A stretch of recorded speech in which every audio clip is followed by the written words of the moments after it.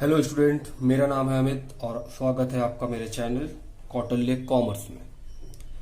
आज हम लोग स्टार्ट करेंगे क्लास 11th का अकाउंट्स में सबसे इम्पोर्टेंट चैप्टर। शायद इससे इम्पोर्टेंट चैप्टर अकाउंट्स के पास नहीं है, वो है journal entry.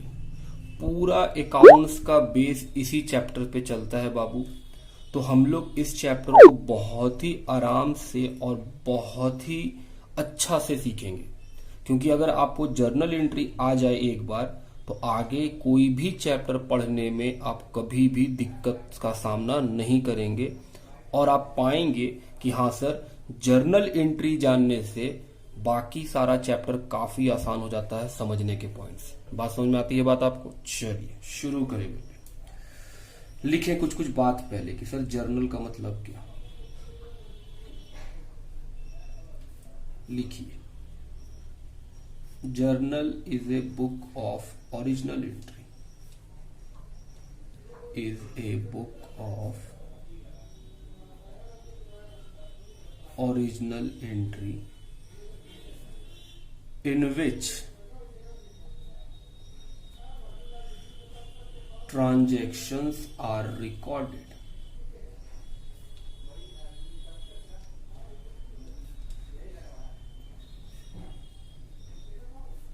First of all, as and when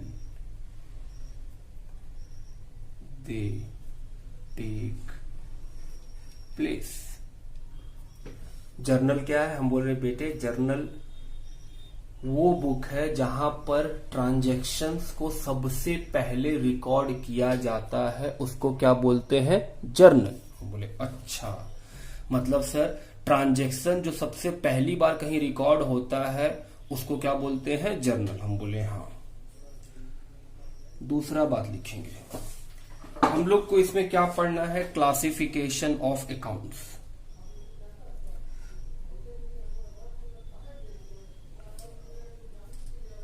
classification of accounts. Accounts को दो तरह में क्लासिफाई किया गया है बाबू। एक पर्सनल अकाउंट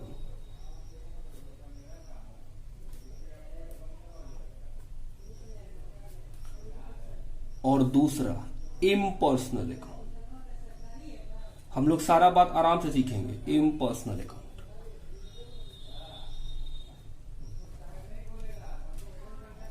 पर्सनल को फिर तीन टाइप्स में डिवाइड कर दिया गया। एक का नाम नेचुरल पर्सन,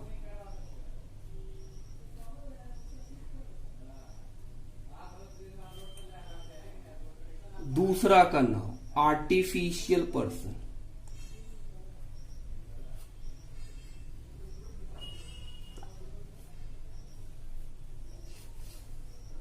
और तीसरा का नाम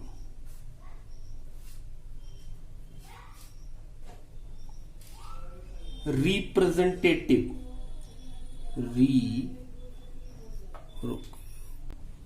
रिप्रेजेंटेटिव पर्सनल अकाउंट। सर ये सब क्या होता है? सब समझेंगे बाबू, अभी लिखो तो एक बार। हम लोग सबको समझेंगे भी और लिखेंगे भी। अच्छा ठीक है सर। इम्पर्सनल अकाउंट को दो हिस्सों में बांटा गया। सर इसको दो हिस्सों में? हम बोले हाँ। एक रियल अकाउंट, दूसरा नॉमिनल अकाउंट। अकाउंट को बेटे एसी इस तरह से लिख सकते हैं, अकाउंट। ठीक है सर। तो क्या हमको इन सभी के बारे में जानकारी रखनी है? जी, आपको इन सभी के बारे में जानकारी रखनी है। चलिए सबसे पहले हम लोग लिखेंगे कि पर्सनल अकाउंट क्या है। आइए लिखें। पहला,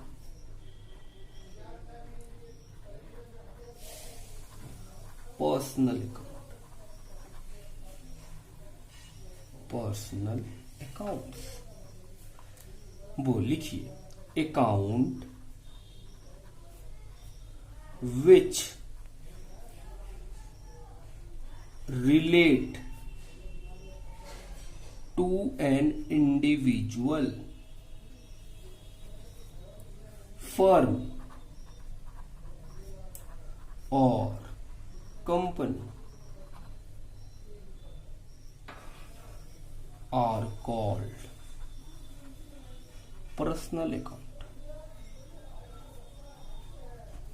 मतलब सर हम बोल रहे बेटे पर्सनल अकाउंट का मतलब होता है वैसे अकाउंट जो कि इंडिविजुअल सर जो लोग होते हैं जैसे हम आप आपके माता पिता, ये क्या है इंडिविजुअल, फर्म या कंपनी के नाम से हो वो क्या होते हैं पर्सनल अकाउंट। जैसे स्टेट बैंक ऑफ इंडिया वो भी एक पर्सन है।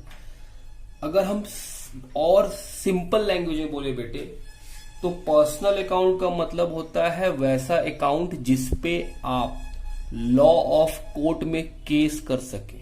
मतलब से हम बोल रहे बेटे अगर किसी चीज पे आप कोर्ट में जाकर के उस चीज के ऊपर केस कर सकते हैं तो वो क्या है फिर पर्सनल अकाउंट। समझ में आता है बात समझने के पॉइंट से। तो सर एक पर्सनल अकाउंट क्या है, हम बोल रहे बेटे पर्सनल अकाउंट का मतलब होता है वैसा अकाउंट जो इंडिविजुअल फर्म कंपनी इंस्टीट्यूशंस के नाम से हो वो क्या है पर्सनल अकाउंट होते हैं। और सिंपल भाषा में बात करें सर अगर आप किसी के ऊपर केस करके उसको कोर्ट में ला सकते हैं तो वो क्या है पर्सनल अकाउंट। बात समझ में आती है जी सर। आगे अब आगे लिखेंगे सर इसमें पहला नाम था नेचुरल पर्सन। हम बोले हाँ आओ लिखें natural person.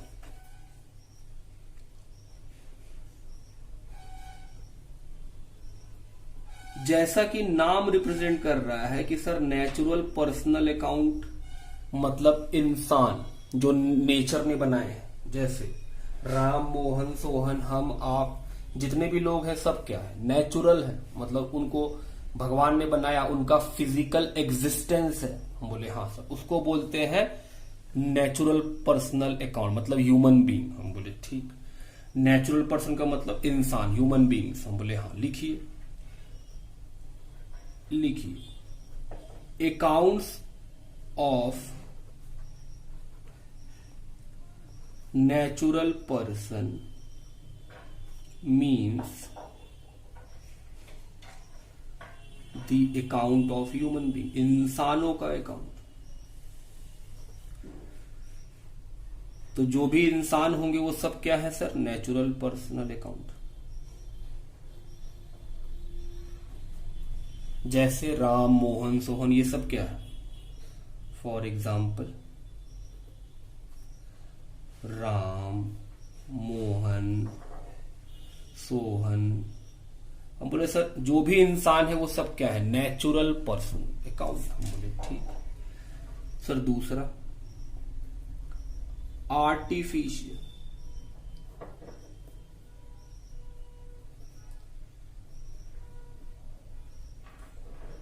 Personal account. Sir ये क्या होता है, हम बोल रहे बेटे आर्टिफिशियल पर्सनल अकाउंट वो होता है जिसका फिजिकल एग्जिस्टेंस ही इंसानों की तरह नहीं होता है। मतलब उसके दो हाथ कान मुंह नाक नहीं होते हैं, लेकिन उसके ऊपर केस कर सकते हैं।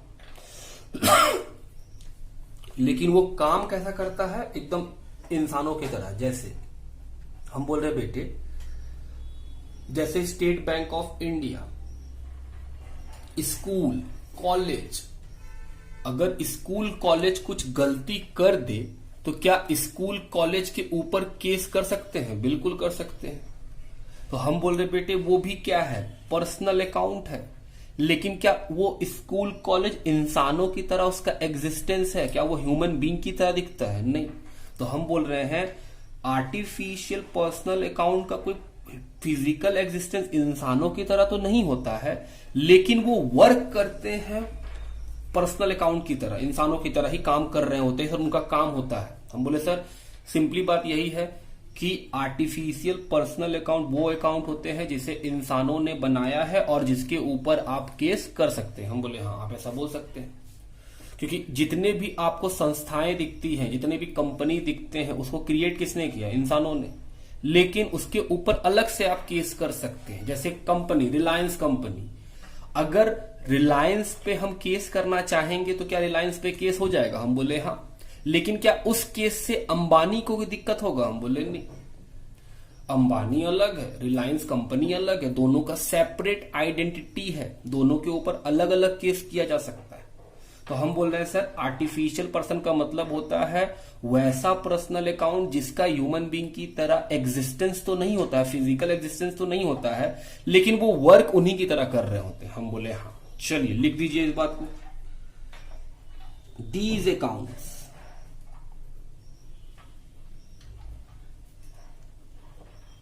डू नॉट हैव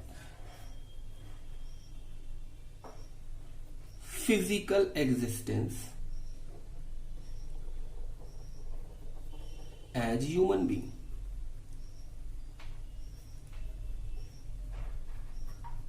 but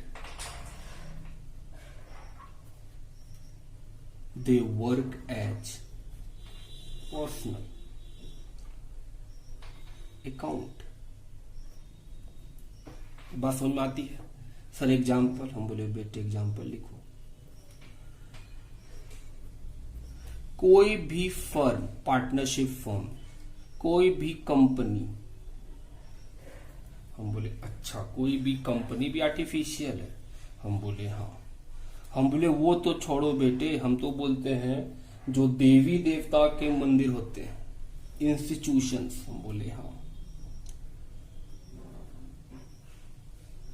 क्या वो भी पर्सनल अकाउंट है? हम बोले हाँ। आप उस पर भी केस कर सकते हैं और आप देखे भी हैं। ओ माई गॉड फिल्म, क्या उस पे भगवान पे केस हुआ था? हम बोले हाँ। क्यों? क्योंकि सर भगवान एक आर्टिफिशियल पर्सनल अकाउंट है, इंसानों ने मूर्तियों को बनाया है और उस पे हम लोग केस कर सकते हैं। तो जिस भी चीज पे आप केस कर सकते हैं और कोर्ट ऑफ लॉ में उसको घसीट सकते हैं, वो पर्सनल अकाउंट हो जाएगा। हम बोले हाँ। ये तो सिंपल है, समझ में रखना। हम बोले हाँ बिल्कुल सिंपल है बाबू। सर अगला बताइए, अगला क्या नाम है? हम बोले बेटे अगले का नाम है रिप्रेजेंटेटिव पर्सनल अकाउंट। आइए लिखिए, रिप्रेजेंटेटिव पर्सनल अकाउंट क्या होता है सर? हम बोले आओ पहले लिख लें फिर समझा दें। When an account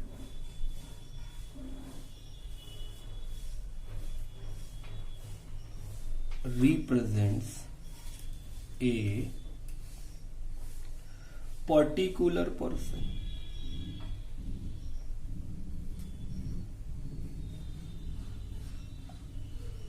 or group of persons, it is termed as representative personal account. Sir ये क्या है? हम बोले बेटे सुनिए, रिप्रेजेंटेटिव पर्सनल अकाउंट का मतलब होता है वैसा अकाउंट जो किसी पर्सन को रिप्रेजेंट करे। जैसे हम बोल रहे बेटे हम किसी एम्प्लॉय को सैलरी पे रखे हुए हैं, तो वो जब एक महीना काम किया तो उस एम्प्लॉय को क्या मिलना चाहिए? सैलरी। और अगर हम उसको सैलरी नहीं दे पाए तो बकाया रह गया, तो हम लोग बोले सर वो सैलरी आउटस्टैंडिंग है। आउटस्टैंडिंग का मतलब बकाया। तो हम बोल रहे हैं बेटे आउटस्टैंडिंग सैलरी रिप्रेजेंट कर रहा है। किसको रिप्रेजेंट कर रहा है? वो जो आउटस्टैंडिंग सैलरी लिख के रख दिए हम कि बकाया है किसी का सैलरी, वो आउटस्टैंडिंग सैलरी क्या किसी को रिप्रेजेंट कर रहा है? हाँ सर, वो उस एम्प्लॉय को रिप्रेजेंट कर रहा है। तो हम बोले बेटे क्योंकि वो किसी इंसान को रिप्रेजेंट कर रहा है तो वो क्या है? Representative personal account. Example,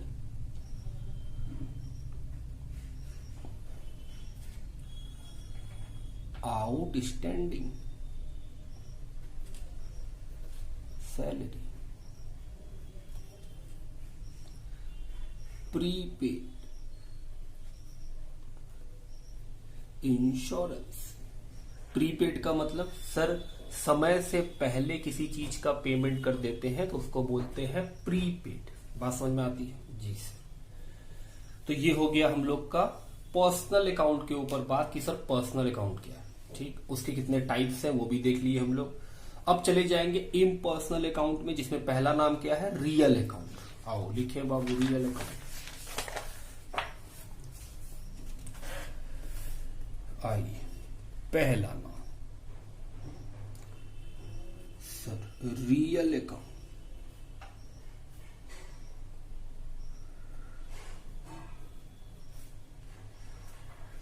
real account sir हम बोल रहे बेटे, रियल अकाउंट का मतलब होता है वैसा अकाउंट जिसका वैल्यू मनी में मेजर किया जा सकता है और जिसका ओनरशिप आपके पास होता है, उसको बोलते हैं रियल अकाउंट। सर फिर से बोलिए। हम बोले बेटे रियल अकाउंट का मतलब होता है वैसा अकाउंट जिसको आप in terms of money measure कर सकते हैं, मतलब जिसका वैल्यू आप बता सकते हैं और आप उसके क्या होते हैं, ओनर होते हैं, वो आपके ओनरशिप में होता है, तो वो क्या हो जाता है, रियल अकाउंट। हम बोले अच्छा चलिए सर इजी लैंग्वेज में बेटे जिस चीज को आप देख सकते हैं और छू सकते हैं उसको बोलते हैं रियल अकाउंट। हम बोले आओ लिखें accounts of all those things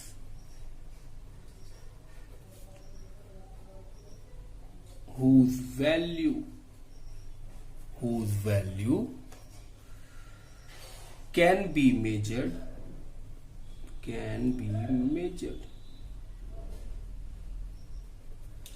in terms of money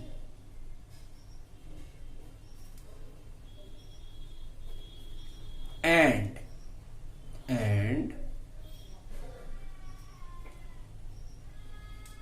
which are the properties of the business, जो आपके बिजनेस का प्रॉपर्टी हो, are termed as real account. और बेटे सिंपल भाषा में बोले तो सर जिस अकाउंट को आप देख सकते हैं और छू सकते हैं वो रियल अकाउंट है। हम बोले अच्छा, जो रियल है, नाम से भी पता चलता है कि सर रियल का मतलब क्या, रियल का मतलब सर जो सचमुच में हो, जिसका एग्जिस्टेंस हो। हम बोले हाँ उसको बोलते हैं real account. Example land, machine, building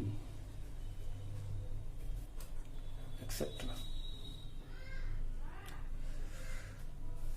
real account के दो हिस्से हैं बेटे, एक टेंजिएबल एक इनटेंजिएबल। रियल अकाउंट के दो हिस्से हैं। हम बोले हाँ रियल अकाउंट को दो हिस्सों में बांट दिया गया। एक का नाम क्या, टेंजिबल, टेंजिएबल रियल अकाउंट। दूसरा का नाम क्या, intangible.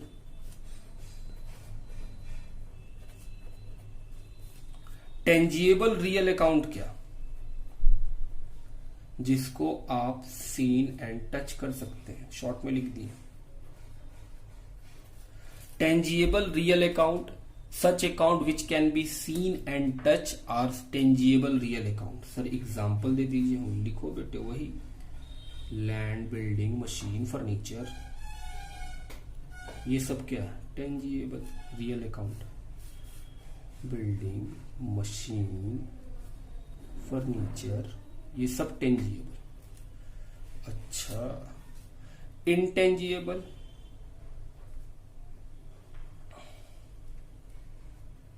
Can not seen not touch, ना देख सकते हैं ना छू सकते हैं। जैसे सर गुडविल, हाँ सर याद आया, ये आप पढ़ाए भी हैं। Goodwill, patent, copyright. Yes sir आप पढ़ाएं इस चीज को। बोले बिल्कुल। चलिए आगे बढ़ा जाए? जी सर, आगे बढ़ा जाए। सर रियल के बाद क्या? हम बोले रियल के बाद बाबू नॉमिनल अकाउंट। और नॉमिनल अकाउंट के बारे में जाने। नॉमिनल अकाउंट, चलिए लिखे, चलिए बेटे लिखे नॉमिनल अकाउंट तीसरा।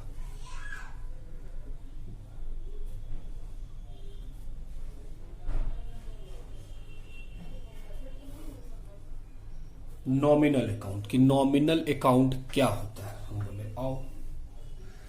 नॉमिनल अकाउंट का मतलब होता है बेटे वैसा अकाउंट जो कि इनकम और एक्सपेंस को रिकॉर्ड करता हो। मतलब सर फायदा और नुकसान जिस जगह रिकॉर्ड होता है, जिस अकाउंट में रिकॉर्ड होता है, उसको बोलते हैं नॉमिनल अकाउंट। दूसरे शब्दों में बोले बेटे तो सर नॉमिनल अकाउंट वो अकाउंट होता है जिसको आप सच में बोले तो देख और छू नहीं सकते, उसका कोई फिजिकल एग्जिस्टेंस नहीं होता है। हम बोले अच्छा, नॉमिनल अकाउंट वैसे अकाउंट होते हैं जो सिर्फ नाम के होते हैं और उनका कोई रियल में एग्जिस्टेंस नहीं होता, मतलब आप उसको दिखा नहीं पाइएगा। ठीक है सर, लिखिए nominal account include accounts which include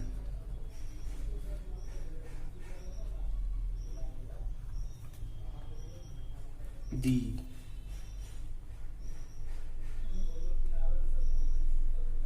accounts of all income and expenses, incomes and expenses। तो नॉमिनल अकाउंट क्या होता है बेटे? फिर सुनिए, हम बोल रहे हैं सर नॉमिनल अकाउंट का मतलब होता है वैसा अकाउंट जो कि इनकम और एक्सपेंस को इंक्लूड करता हो। जिस अकाउंट में इनकम एंड एक्सपेंस रिकॉर्ड होता है उसको क्या बोलते हैं? Nominal account. और अगर एक और शब्द में बोला जा सके तो हम बोल रहे हैं सर नॉमिनल अकाउंट जो होते हैं उनका रियल में कोई एग्जिस्टेंस नहीं होता, वो बस नाम होते हैं, उनका रियल में कोई एग्जिस्टेंस नहीं होता है। लिख सकते हैं इसको भी, लिखिए nominal account.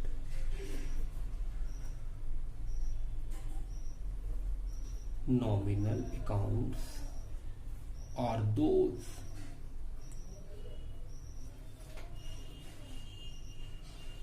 accounts which are in name only, जो सिर्फ नाम के होते हैं, जिनका सिर्फ नाम होता है, in name only, and which do not exist।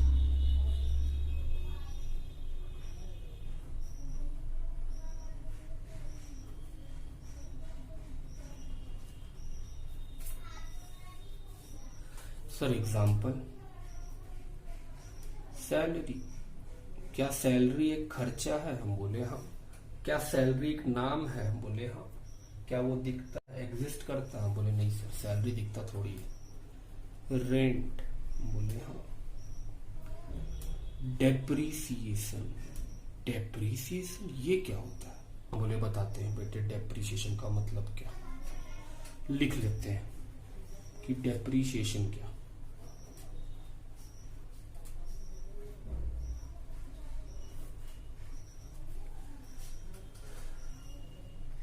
Depreciation का मतलब क्या होता है सर? लिखिए डेप्रीशिएशन मीन्स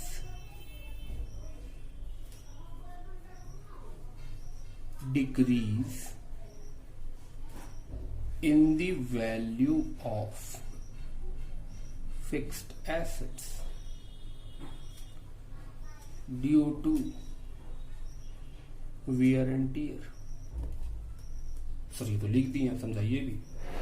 हम बोल रहे हैं बेटे बात सुनिए, हम बोल रहे हैं डेप्रीशिएशन का मतलब क्या? Decrease in the value of fix assets. Fix assets की कीमत में जो गिरावट आता है उसको क्या बोलते हैं? डेप्रीशिएशन। वो गिरावट क्यों आता है? हम बोल रहे हैं सर यूज करने के कारण या समय बीतने के भी कारण चीजों का दाम घट जाता है। जैसे हम एक कार खरीदे, हम एक कार खरीदे, कार का कीमत है 5 लाख।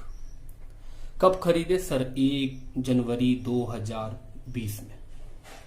तो हम बोल रहे हैं सर 1 जनवरी 2021 आएगा, 1 साल बाद, तो क्या वो कार तब भी उतना का ही रहेगा? हम बोले नहीं सर, ऑफ कोर्स आप उसको इस्तेमाल किए हैं तो उसमें घिसावट आ चुका है, तो उस कार का क्या दाम घट चुका है? हम बोले हाँ। क्यों घटा? क्योंकि सर इस्तेमाल किए हैं। तो हम बोले हाँ। तो जो दाम में गिरावट आया है इस एक साल में उस कार के अंदर, उस दाम के गिरावट को बोलते हैं डेप्रीशिएशन। मतलब सर सुनिए बेटे, मैंने 1 जनवरी 2020 को क्या खरीदा? कार, बिजनेस में इस्तेमाल करने के लिए। कितना का खरीदा? 5 लाख। अगले साल 1 जनवरी 2021 आया, कार तो यहां भी है, कार गायब थोड़ी हो गया, कार तो है ही है, लेकिन अब इस कार का दाम कितना हो गया? 3 लाख। क्या इस कार के कीमत में गिरावट आ गई है? हम बोले हाँ सर, डिक्रीज तो हो गया है। कितने रुपए से? सर 2 लाख। तो हम बोल रहे हैं सर ये गिरावट क्यों? ड्यू टू यूज, आप यूज किए इसीलिए गिरावट आ गई। कितने की? 2 लाख की। जी सर। आपका मोबाइल भी बेटे आप देखिए, आप मोबाइल खरीद के लाते हैं, कुछ समय बीतता है और अगर आप उसको बेचने जाइएगा तो वही दुकान उसको आधे से भी कम कीमत में खरीदना चाहता है। तो हम बोल रहे हैं सर डेप्रीशिएशन क्या? Decrease in the value, value में गिरावट। चीज तो वहीं पे है, कार तो कार ही है, लेकिन उसके वैल्यू में जो गिरावट आ गई है, उस वैल्यू के गिरावट को क्या बोलते हैं बेटे हम लोग? Sir depreciation. अब बात क्लियर है मेरा? हम बोले हाँ। एक बात और लिख लीजिए, depreciation is only charged on fixed assets। Depreciation हमेशा किस पे लगता है? फिक्स एसेट्स पे लगता है। और इसका एक एक्सेप्शन भी है। एक्सेप्शन भी है? हम बोले हाँ एक्सेप्शन भी है। सर क्या एक्सेप्शन है? लैंड इकलौता ऐसा फिक्स एसेट्स है जिसका दाम नहीं गिरता है। Land is the only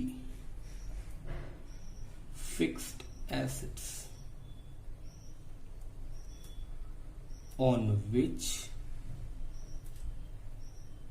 depreciation is not charged. क्या जमीन की कीमत गिरती है बेटे? पटना में आज एक जमीन खरीदी है, क्या अगले साल वो कम हो जाएगा? नहीं सर, अगले साल वो बढ़ जाएगा। तो हम बोले सर लैंड एक फिक्स एसेट्स है लेकिन उसका दाम नहीं घटता है, तो वो क्या है? डेप्रीशिएशन में एक्सेप्शन है कि हाँ सर ये एक विरोध बात है कि फिक्स एसेट्स होने के बाद भी उस पर डेप्रीशिएशन नहीं लगता है। तो सर एक्सेप्शन तो दुनिया में हर चीज के अंदर है। हम बोले हाँ। ये कुछ बातें थी जो हम लोग अकाउंट्स के प्रोस्पेक्ट से पढ़े। अब स्टार्ट करेंगे हम लोग अपना जर्नल का बात कि हाँ सर अब प्रैक्टिकल शुरू होगा। हम बोले हाँ बेटे चलो शुरू करें, एकदम आराम से, एकदम सीखने का प्रोसेस से करेंगे हम लोग, स्क्रैच की तरह। ये क्लास सभी के लिए इंपॉर्टेंट है, जिनको भी दिक्कत है उनके लिए बहुत इंपॉर्टेंट क्लास है, चाहे आप 11th में हो, 12th में हो, बीकॉम में हो। जर्नल में मैं इतने सालों से पढ़ा रहा हूँ, लोगों को जर्नल एंट्री सच में नहीं आता है कि जर्नल एंट्री कैसे करते हैं, उनको भी सीखना चाहिए इस क्लास में। चलिए देखें सर, किसी भी काम को करने का कुछ ना कुछ तो रूल बनाया गया होगा। हम बोले हाँ। अकाउंट्स भी जो बनाते हैं वो भी रूल बेस है। हम बोले हाँ, कोई ना कोई तो रूल दिया ही है इसका। तो जो हम लोग जर्नल एंट्री पढ़ेंगे, क्या सर इसका भी एक रूल है? हम बोले बिल्कुल बेटे, इसका भी एक रूल है, एक रूल सेट किया गया है। क्या रूल है वही लिख रहे हैं हम लोग। Rule of journal entry.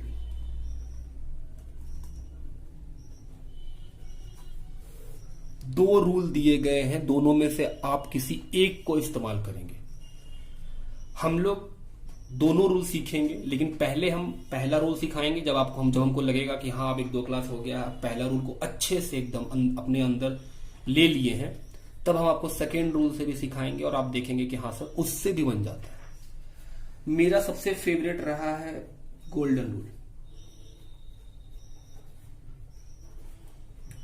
Golden rule नाम से पता चल रहा है कि सर ये वो रूल है जिससे जर्नल के सारे सवाल बनते होंगे या किसी भी ट्रांजैक्शन का जर्नल इसी रूल से करते होंगे आप। हम बोले हाँ, लेकिन एक और भी रूल है, उसका नाम दिया गया मॉडर्न रूल। ये भी रूल बड़ा अच्छा है, कई सारे बच्चों को यही रूल सबसे अच्छा लगता है, लेकिन हम ये रूल बाद में सिखाते हैं। जब हम कुछ बातों को पढ़ा देते हैं, जब मुझे लगता है कि हाँ बच्चे ये सारी बातें अब जान गए हैं, तब मैं इस पे भी आ जाता हूँ और फिर मैं बोलता हूँ बेटे आप सवाल पढ़ो, आपको जिस रूल से अच्छा लगता हो उस रूल से सोचो और बना दो। बस जर्नल एंट्री करने का बस यही 2 रूल है बेटा, और कुछ भी रूल नहीं है, कुछ रटा नहीं सकते हम आपको। गोल्डन रूल जैसा हम लोग देखें कि सर 3 अकाउंट है। एक अकाउंट का नाम क्या है? Real account. इसमें वो रूल दिया डेबिट व्हाट कम्स इन,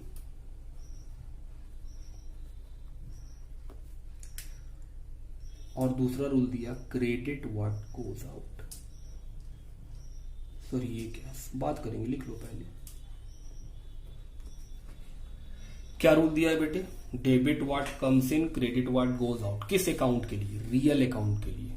क्या रियल अकाउंट हम लोग पढ़ चुके हैं? जी सर, रियल अकाउंट अभी अभी आप पढ़ाए हैं। आप बोले थे रियल अकाउंट का मतलब होता है वैसा अकाउंट जिसको आप पैसे के टर्म्स में मेजर कर सकते हैं और उसका रियल में फिजिकल उसका एग्जिस्टेंस भी होता है और वो आपका प्रॉपर्टी होता है। हम बोले हाँ। दूसरा अकाउंट पर्सनल अकाउंट, इसमें भी 2 रूल दिया गया। A debit the receiver, B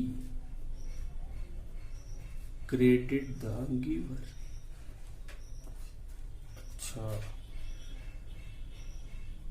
तीसरा नॉमिनल अकाउंट, इसमें बोला debit all expenses and losses, credit all income and gain। अब सुनिए बात,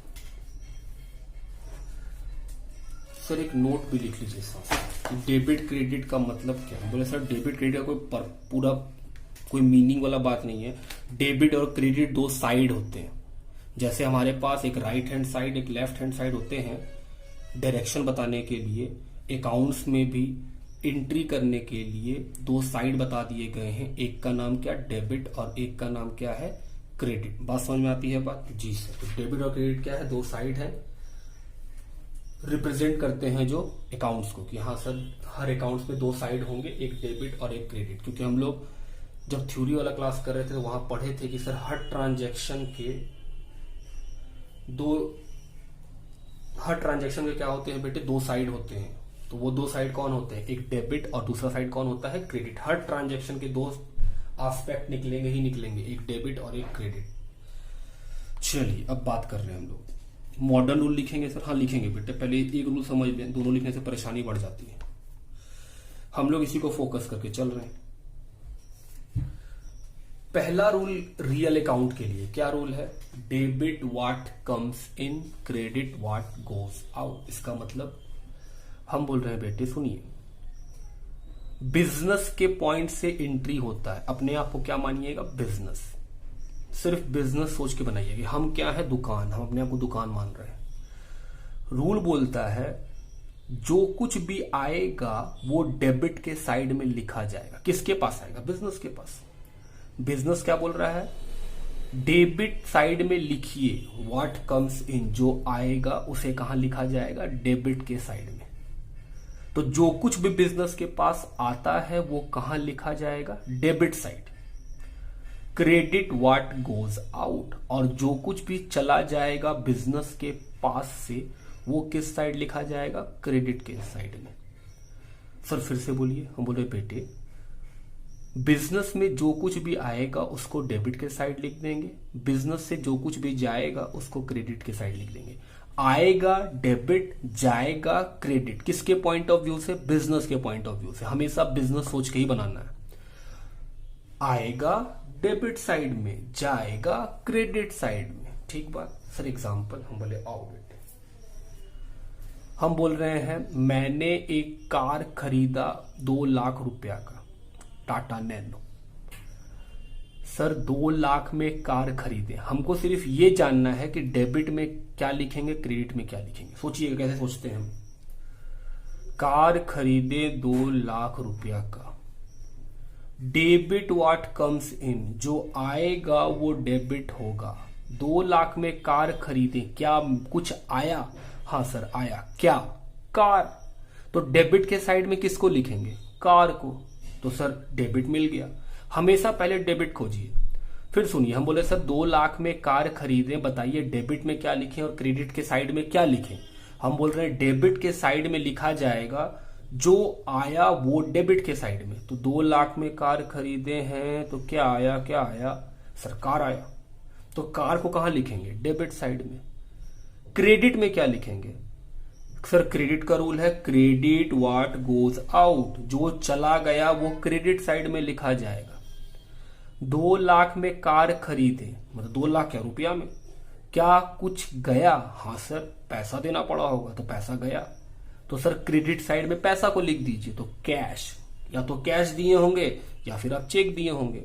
तो हम लोग मान रहे हैं सर हम लोग कैश दिए, तो क्रेडिट साइड में क्या लिखें? कैश। क्यों कैश बाबू? क्योंकि सर रूल बोलता है जो जाएगा वो क्रेडिट साइड में लिखा जाएगा। तो क्रेडिट साइड में क्या लिखें हम? कैश। बात समझ में आती है? जी सर ये तो ठीक है। तो पहला रूल समझ में आ गया कि रियल अकाउंट क्या बोलता है। रियल अकाउंट बोलता है जो आएगा वो डेबिट में, जो जाएगा वो क्रेडिट में। सर इसमें एक और एग्जांपल दीजिए ना। लो बेटे एक और एग्जांपल दे देते हैं। हम 100 रुपया में फर्नीचर बेचे।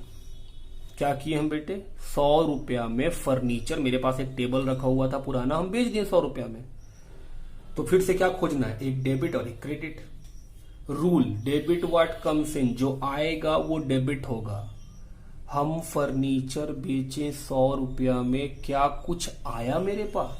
हाँ बेचे हैं 100 रुपया में, तो क्या आया है? सर पैसा आया है। बेचे, सामान दिए उसको, पैसा ले लिए, तो सर पैसा आया। तो पैसा का नाम क्या लिखेंगे? कैश। तो डेबिट साइड में कौन आएगा? कैश। अब क्रेडिट का बात करते हैं, समझ में आ रहा होगा आपको। सर क्रेडिट का रूल है क्रेडिट व्हाट गोज आउट, जो जाएगा वो क्रेडिट होगा। 100 रुपया में फर्नीचर को बेचे, क्या कुछ गया?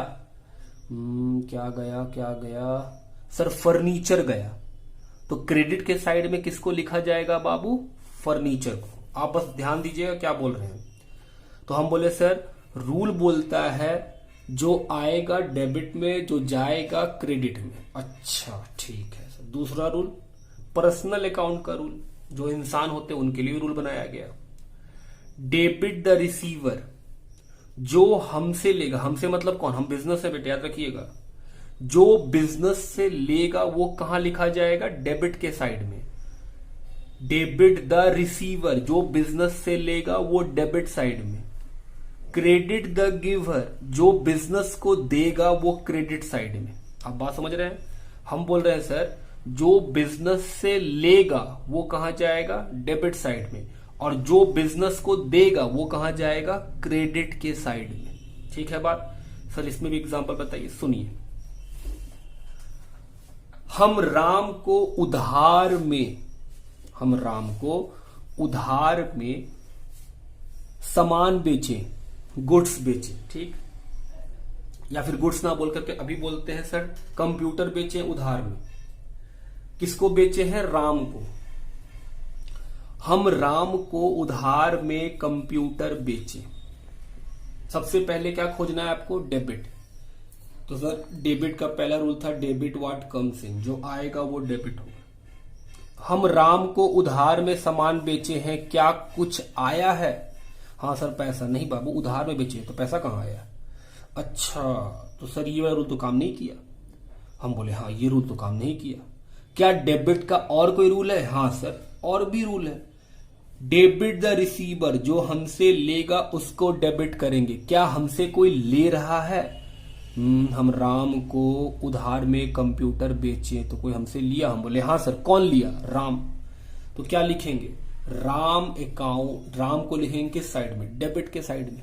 तो राम कहां चला गया? Debit side. तो डेबिट मिल गया।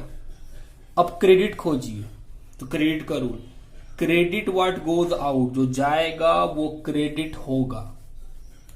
हम राम को उधार में कंप्यूटर बेचे, क्या मेरे पास से कुछ गया? कुछ गया नहीं सर। क्या गया है? कंप्यूटर बेचे तो क्या कंप्यूटर नहीं गया? जी सर हाँ हाँ कंप्यूटर गया। तो क्रेडिट साइड में कौन जाएगा बेटे? सर क्रेडिट साइड में कंप्यूटर जाएगा। बोले ठीक, बात समझ रहे आप? अच्छा सर इसका मतलब ये हुआ कि हर रूल में आप शुरू से खोजते हैं, पहले डेबिट का रूल पढ़ लेते हैं, तीनों में से कोई तो लगे, फिर आप क्रेडिट का। बोले हाँ यही तरीका है। आप कभी भी ऐसा मत मानिएगा कि किसी ट्रांजैक्शन में इन दोनों अगर ये लगाएंगे तो इसी का रूल लगेगा, नहीं। डेबिट का 3 रूल है, 1 2 3। क्रेडिट का भी 3 रूल है। हमेशा शुरू से स्टार्ट करते हैं और डेबिट जिस रूल में फिट बैठ जाता है उस रूल को हम लोग फॉलो कर लेते हैं। अच्छा एक और एग्जांपल, हम मोहन से उधार में टाइपराइटर खरीदे। हम बिजनेस हैं, मोहन से उधार में टाइपराइटर खरीदे। तो उधार में खरीद रहे मतलब पैसा नहीं दे रहे हैं उसको अभी। अब आइए पढ़े, क्या खरीद रहे हैं? Typewriter. Rule, debit what comes in, जो आएगा वो डेबिट होगा। हम उधार में मोहन से टाइपराइटर खरीदे हैं 5,000 रुपया का। क्या मेरे पास कुछ आया? हाँ क्या आया? टाइपराइटर। तो डेबिट के साइड में किसको लिखेंगे? टाइपराइटर को। हम बोले हाँ सर। अब क्रेडिट का rule, credit what goes out, जो जाएगा वो क्रेडिट होगा। हम मोहन से उधार में टाइपराइटर खरीदे हैं 5,000 का। क्या कुछ गया? नहीं सर पैसा तो दिए नहीं, उधार चल रहा है। हम बोले हाँ। तो उधार में खरीदने के कारण कुछ गया नहीं, तो सर ये रूल तो काम नहीं किया। तो सर अगला क्रेडिट का रूल पढ़िए, क्रेडिट द गिवर, जो बिजनेस को देगा वो क्रेडिट होगा। हम मोहन से उधार में टाइपराइटर खरीदे हैं 5,000 रुपया का। क्या हमको ये टाइपराइटर कोई दिया है? हाँ कौन दिया है? सर मोहन। तो रूल फॉलो कर गया, क्रेडिट द गिवर, जो देगा वो क्रेडिट होगा। तो क्रेडिट साइड में किसको लिखेंगे? सर मोहन को लिखेंगे। आप समझ रहे हैं कि रूल कैसे फॉलो कर लेते हैं? जी सर अब ठीक है। अब एक दूसरा बात सोचिएगा कि जब भी क्वेश्चन के अंदर पैसा का नाम नहीं बताएगा तो हम लोग मानेंगे उधार में खरीद रहे हैं। क्या बोले? हम बोल रहे सर अगर पैसा का नाम नहीं बताए, किसी इंसान का नाम बताएगा तो हम लोग क्या मानेंगे? उधार में खरीद रहे हैं। लेकिन अगर पैसा का नाम बता देगा और इंसान का नाम भी बता देगा सेम ही जगह में, तो हम लोग बोलेंगे सर नगद में खरीद रहे हैं, इंसान से मतलब नहीं है। बात समझ रहे आप मेरा? हम बोल रहे हैं सर अगर पैसा और इंसान दोनों का नाम बता दे एक ही जगह, जैसे लिखे क्वेश्चन कि हम राम को नगद में, पैसा में कंप्यूटर बेचे 2,000 का, तो हमको बताना पड़ेगा डेबिट साइड में कौन, क्रेडिट साइड में कौन। हम राम को 2,000 में कंप्यूटर बेचे इन कैश, मतलब पैसा लेकर, उधार नहीं दे रहे हैं। तो rule, debit what comes in, जो आएगा वो डेबिट होगा। हम पैसा लेकर के कंप्यूटर बेचे हैं राम को, क्या मेरे पास कुछ आया? हाँ पैसा आया, मतलब कैश। तो डेबिट साइड में कौन जाएगा? कैश। लेकिन सर राम लेने वाला भी तो है, डेबिट द रिसीवर, तो राम को डेबिट लेना चाहिए। हम बोले नहीं बेटे, हमेशा पैसा इंपॉर्टेंट होता है, इंसान तो कभी इंपॉर्टेंट रहा ही नहीं है। अगर हमको किसी आदमी से पैसा मिल जाएगा तो हमको उसको याद क्यों रखना पड़ेगा? आप प्रैक्टिकल बात कीजिए, एकदम लॉजिकल बात बेटे। हम लोग दुकान जाते हैं, आप भी दुकान जाते हैं, आप किताब दुकान जाते हैं, किताब लेते हैं, पैसा देते हैं, आ जाते हैं। क्या किताब दुकान वाला आपको पहचान लिया है? नहीं। क्यों नहीं पहचाना सर? क्योंकि बेटे पैसा दे दिया है ना, इंपॉर्टेंट पैसा था। लेकिन अगर आप उसी किताब वाले से उधार में सामान लीजिए तो देखिए वो आपको पहचानता है, क्योंकि उसको पैसा लेना है आपसे। तो जब भी पैसा का बात होगा हमेशा इंपॉर्टेंट पैसा रहेगा, इंसान नहीं रहेगा। क्योंकि सर पैसा तो ले लिए हैं, अब उसको याद रख के क्या करेंगे हम? मतलब ही नहीं, मेरा दिमाग उसको स्टोर क्यों करेगा फालतू का। लेकिन उधार में दिए होते तो क्या वो इंसान इंपॉर्टेंट होता? हाँ। क्यों सर? क्योंकि आगे चल के उससे पैसा मिलने वाला है, इसीलिए वो इंसान इंपॉर्टेंट होगा। तो हम बोल रहे हैं जब भी पैसा ना दिया रहे तब तो मानेंगे उधार चल रहा है, तब तो उस इंसान का नाम से लिख देंगे। लेकिन अगर पैसा और इंसान दोनों का नाम दे देगा तो फिर इंसान बेकार हो जाएगा और नाम किसका लिखना पड़ेगा? कैश का। सर पैसा आ रहा है, बात समझ में आती है मेरी? जी सर, ये बात तो सही है। ऐसा रियल लाइफ में भी ऐसा ही होता है कि सर हम लोग इंसानों को तभी पहचानते हैं जब पैसा का बकाया चल रहा हो। अगर वो पैसा दे दिया तो फिर उतना पहचान किसी के साथ नहीं है हम लोगों का। बोले हाँ। 2 अकाउंट पढ़ लिए बेटे। पहला अकाउंट क्या था? रियल अकाउंट, जिसका रूल क्या था? Debit what comes in, credit what goes out. आपको कभी भी अकाउंट्स याद नहीं, आपको सिर्फ रूल याद रखना है कि सर रूल है जो आएगा वो डेबिट, जो जाएगा वो credit. Debit what comes in, credit what goes out. Personal, debit the receiver, जो हमसे लेगा वो डेबिट होगा। क्रेडिट द गिवर, जो हमको देगा वो क्रेडिट होगा। इसी में हम लोग एक बात भी कर लिए कि सर अगर पैसा, कैश और इंसान दोनों एक साथ दे देगा तो हम लोग पैसे को इंपॉर्टेंस देंगे, इंसान देंगे, क्योंकि अकाउंट सिर्फ पैसे में डील कर रहा है। तीसरा, नॉमिनल अकाउंट। ये क्या बोलता है? जब भी खर्च होगा, एक्सपेंस होगा, वो क्या होगा? डेबिट। और जब भी फायदा होगा या इनकम होगा जिसको बोलते हैं, वो कहां आएगा? क्रेडिट में। जैसा कि हम बोले थे कि नॉमिनल अकाउंट वैसा अकाउंट होता है जो कि सिर्फ नाम से होता है, वो रियली में एग्जिस्ट नहीं करता है।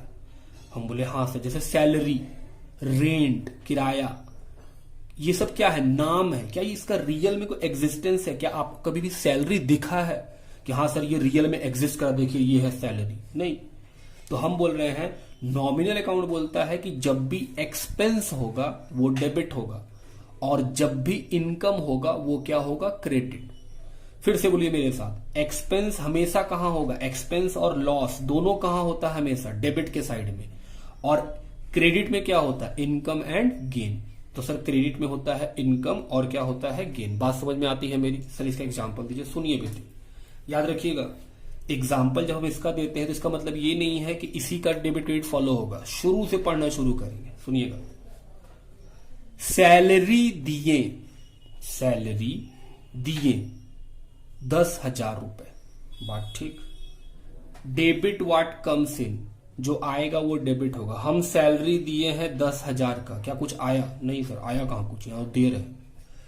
डेबिट द रिसीवर, जो लेगा वो डेबिट होगा। हाँ सर कोई तो ले रहा होगा। हम बोले नहीं बेटे, जब भी खर्चों का बात होगा ना तो हमेशा खर्चा इंपॉर्टेंट होगा, कौन ले रहा है उससे वो कोई मतलब नहीं है। जैसे एग्जांपल देते हैं आपको, हम बोल रहे हैं सर हम इलेक्ट्रिसिटी बिल का पेमेंट किए, तो खर्चे का नाम क्या लिखेंगे? Electricity bill. ये थोड़ी बोलेंगे कि सर बिहार सरकार को पैसा दिए हैं तो बिहार सरकार ले रहा है ना। खर्चा इंपॉर्टेंट है, खर्चा को इंपॉर्टेंस देंगे, इंसान को फिर इंपॉर्टेंस नहीं देंगे। बात समझ रहे हैं आप मेरा? हम बोले हाँ सर। हम बोल रहे हैं बेटे, जब भी आप खर्चा कीजिएगा, एक्सपेंस कीजिएगा, तो एक्सपेंस का नाम इंपॉर्टेंट होगा, किसको दिए वो इंपॉर्टेंट थोड़ी है। दूसरी बात, सर पता कैसे चलेगा कि खर्चा है? हम बोले बेटे खर्चा नाम से मालूम चल जाता है कि हाँ भाई ये एक्सपेंस हो रहा है। और याद कीजिए थ्योरी कि सर आप एक्सपेंस का भी डिफिनेशन लिखवाएं। आप बोले थे एक्सपेंस का मतलब होता है वैसा खर्चा जिसका बेनिफिट सर्टन हो। सर्टन का मतलब जिसका बेनिफिट आपको पता हो कि इस दिन इस तक इसका बेनिफिट है। अगर आप किसी खर्चे का बेनिफिट बता सकते हैं तो वो क्या बन जाएगा? आपका एक्सपेंस। और एक्सपेंस हमेशा क्या होता है? Sir debit. हम बोले हाँ। तो डेबिट और एक्सपेंस चल रहा है बेटे। हम लोग बात कर रहे थे सर सैलरी दिए 10,000, तो डेबिट व्हाट कम्स इन नहीं चला। डेबिट द रिसीवर, सर खर्चा है सैलरी, इसलिए इसका नाम नहीं लिख सकते हैं कि कौन लिया। तीसरा, debit all expense and loss, जब भी आपको खर्च होगा वो डेबिट होगा। क्या हम सैलरी दे रहे हैं तो सैलरी एक खर्च है? हम बोले हाँ। क्या इस खर्च का बेनिफिट सर्टेन है? बिल्कुल सर। जब तक सैलरी दीजिएगा काम करेगा, आप सैलरी देना बंद कर दीजिए काम करना बंद कर देगा वो। तो हम बोल रहे हैं सर डेबिट साइड में लिखिए खर्चा को। याद रखिएगा एक बात, हर खर्चे का नाम होता है और हर इनकम का भी नाम होता है। जैसे खर्चे का नाम सैलरी, आप सैलरी दिए तो खर्चे का नाम क्या है? सैलरी।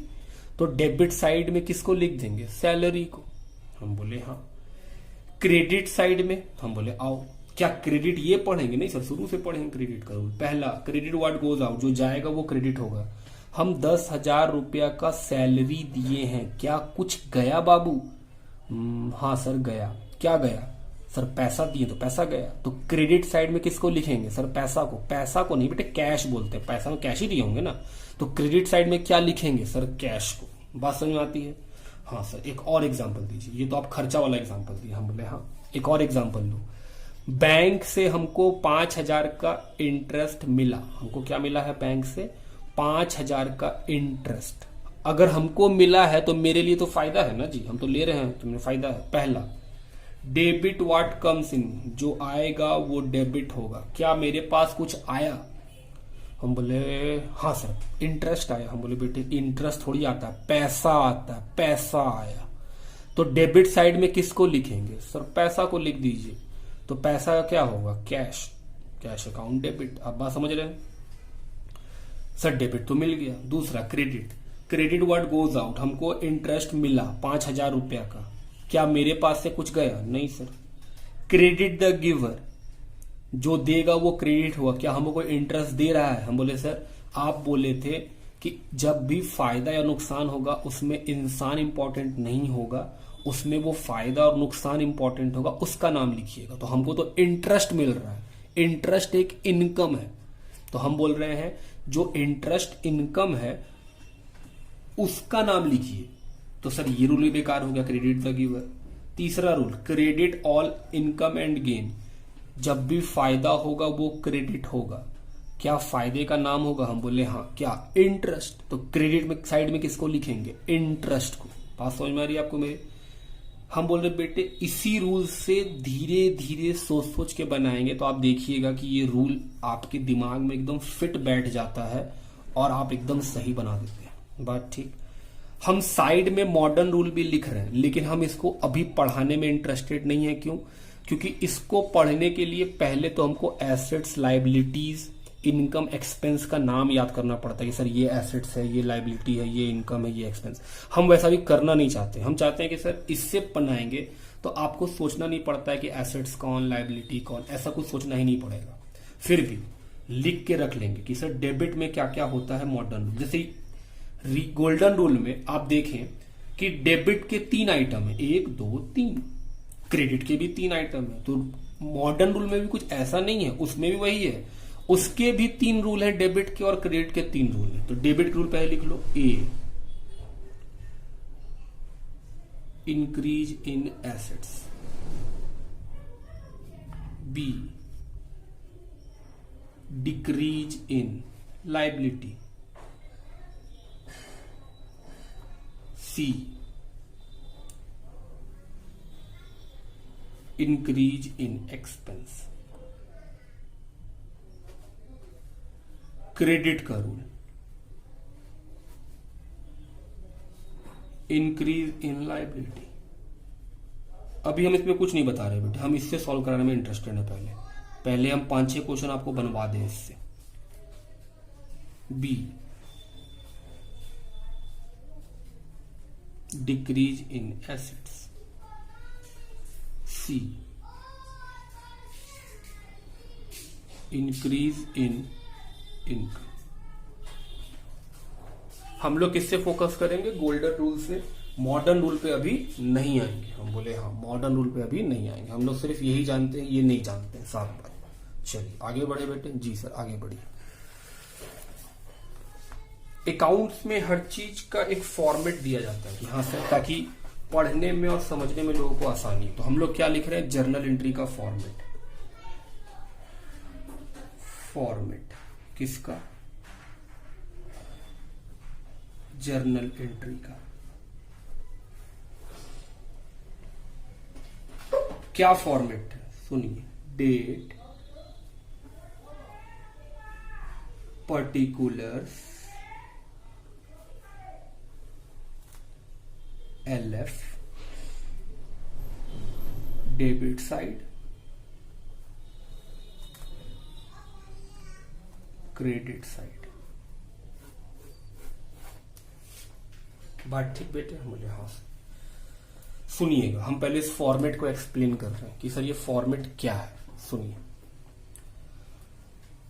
जब भी कोई लेन देन, ट्रांजैक्शन क्या है? लेन देन। हम बोल रहे बेटे जब भी कोई लेन देन होता होगा तो क्या उस लेन देन का कोई तारीख होता होगा? हम बोले हाँ सर, 10 तारीख, 5 तारीख, 2 तारीख, वो तारीख यहां लिखाएगा।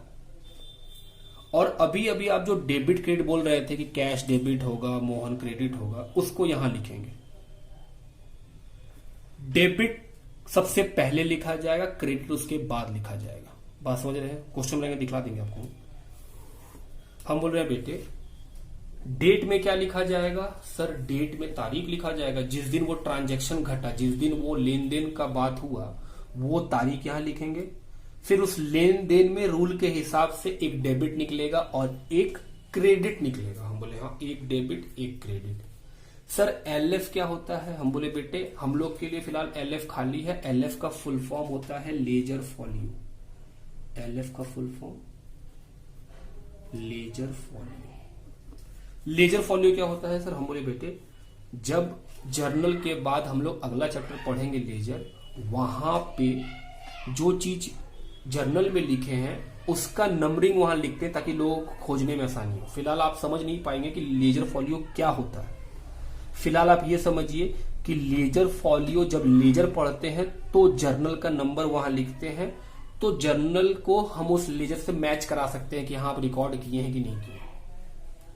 डेबिट क्रेडिट, जब आप पर्टिकुलर्स विवरण में डेबिट लिखिएगा तो उसका पैसा तो वहीं लिखना पड़ेगा ना, तो डेबिट का पैसा डेबिट में। और जब क्रेडिट का आइटम लिख दीजिएगा कि सर इस आइटम को क्रेडिट में लिखिए, तो उसका पैसा कहां लिख दीजिएगा? क्रेडिट में। बात समझ में आती है? ये है फॉर्मेट हम लोग का, जर्नल एंट्री का फॉर्मेट। बहुत ही आराम से पढ़ेंगे, सिंपल वे में पढ़ेंगे और बिना किसी इसके पढ़ेंगे तकलीफ के। तो हम लोग को अच्छे से प्रिपरेशन करना है इसका। आज का क्लास हम लोग सिर्फ बेसिक स्ट्रक्चर समझे हैं कि जर्नल कैसे बनेगा। नेक्स्ट क्लास में जब हम लोग मिलेंगे तो हम लोग क्या स्टार्ट कर रहे होंगे? अपने बुक से जर्नल एंट्री को स्टार्ट करेंगे एकदम कॉन्सेप्ट वाइज कि सर आप जिस तरह सिखाए हैं, जो गोल्डन रूल है आप उसके हिसाब से ही बना रहे होंगे। पहले हम लोग 2 4 5 क्वेश्चन गोल्डन रूल से बना लेंगे, कुछ अलग अलग वैरायटी के सवाल आपको दिखेंगे डिस्कस करते हुए। तो हो सकता है कि शुरू के 1-2 क्लास हम लोग को लगे एकदम स्लो पढ़ रहे हैं, आराम से पढ़ रहे हैं समझ के। फिर हम लोग को जब लगेगा कि हाँ अब सर कॉन्फिडेंस बढ़ गया है, तो फिर हम लोग स्टार्ट कर देंगे अपना क्या कि सर थोड़ा पेस को बढ़ा लीजिए, थोड़ा तेजी से पढ़ाइए, और फिर हम लोग इसको खत्म कर लेंगे। अप्रोक्सीमेटली कितना टाइम लगना चाहिए सर? अप्रोक्सीमेटली हम मानते हैं बेटे 5 क्लास तो हम इसके ऊपर जरूर देंगे, मतलब 5 घंटा और इसके ऊपर हम बात करेंगे, सवाल बनाएंगे, आपको दिखाएंगे। आप भी होमवर्क जाइए, बनाइए और कंप्लीट कर लेंगे, ताकि जब आप इस वीडियो को खत्म करें जर्नल एंट्री, तो आप कॉन्फिडेंस होगी हाँ सर जर्नल एंट्री हमें आता है, किसी कोचिंग इंस्टीट्यूट की जरूरत नहीं पड़ेगी हमें। हम बोले ठीक है बेटे। चलिए, अगर आपको ये वीडियो अच्छा लगा, बातें समझ में आई, तो हमारे वीडियो को लाइक कीजिए। अगर इस चैनल पे आप नए हैं तो इस चैनल को सब्सक्राइब कीजिए। अपने फ्रेंड्स के साथ मेरे वीडियोस को शेयर कीजिए ताकि उन्हें भी लगे कि हाँ ऑनलाइन यूट्यूब पे भी कोई पूरा डिटेल में पढ़ाया जा रहा है। चलिए, थैंक यू एवरीवन। घर में रहिए, सेफ रहिए, बाय बाय।